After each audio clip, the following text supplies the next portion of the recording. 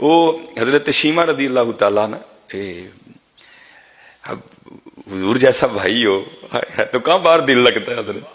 وہ لکھا ہے ایک دن حضرت شیمہ رضی اللہ تعالیٰ نے اسٹرائک کر دی، ہڑتال، بکریاں نہیں لے کے گئیں. حضرت شیمہ بکریاں چراتی تھی. وہ حضرت حلیمہ نے دیکھا کہ چلو ابھی جاتی ہے ابھی جاتی ہے ابھی جاتی ہے. جب دن کافی چڑھ آیا، دھوپ آ گئی، تو حضرت حلیمہ کہتی ہیں حضرت شیمہ سے، شیمہ تو بکریاں کیوں نہیں لے کے گئی؟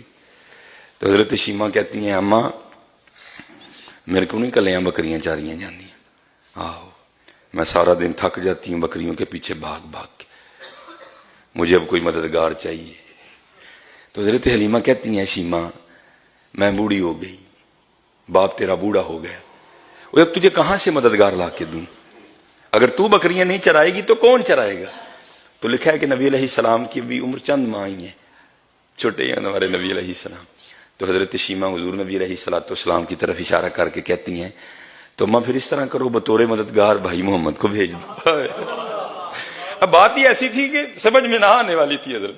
وہ حضرت حلیمہ لکھا ہے سیرت کی کتابوں میں، غصے میں آ گئی. آپ نے فرمایا شیمہ مت تو نہیں ماری گئی؟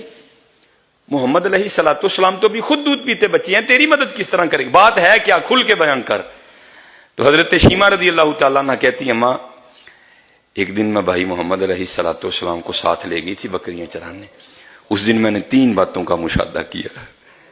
حضرت حلیمہ کہتی سنا، کہتی اماں میں جل جاتی ہوں دھوپ میں، بڑی تیز دھوپ ہوتی ہے باہر، جل جاتی ہوں، چھاؤں ڈھونڈتی پھرتی ہوں، لیکن جب میں بھائی محمد علیہ السلام کو اس دن لے کے نکلی نا گھر سے، تو جیسے گھر سے باہر نکلی ایک بادل نے آ کے ہم پہ سایہ کر دیا.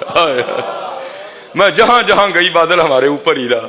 اماں جی نہ پہلے آیا تھا نہ بعد میں آیا، میں سمجھ گئی شیمہ تیرے لیے نہیں آیا، بھائی محمد کے لیے آیا تھا علیہ السلام. اچھا دوسری بات، اماں بکریاں چر رہی تھی، ہم ساری لڑکیاں بیٹھی تھی اپنے اپنے ویروں کو لے کے. تو اماں عیسائیوں کا ایک پیر گزر رہا تھا، ایک راہب گزر رہا تھا. تب اس نے نبی بھائی محمد علیہ السلام کے روح مبارک کو دیکھا نا تو آ گیا، آ کے عرض کرتا ہے، کہتا ہے لڑکی اگر تو اجازت دے تو میں اس مبارک بچے کو اٹھا لوں.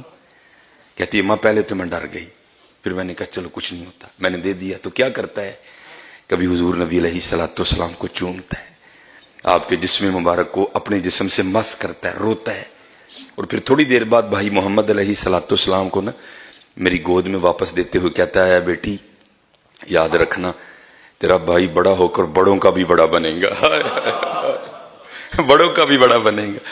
اچھا تیسری بات، اماں تو جانتی ہے یہ بکریاں بڑی شریر ہوتی ہیں.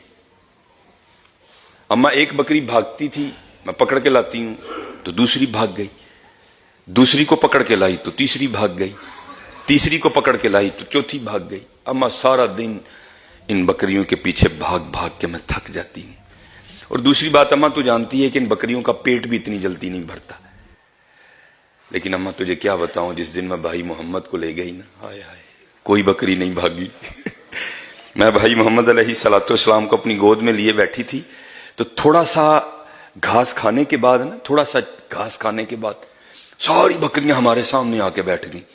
اور پھر ہوا کیا، سارا دن میں بھی بھائی محمد کو دیکھتی رہی، بکریاں بھی بھائی محمد کو دیکھتی رہی.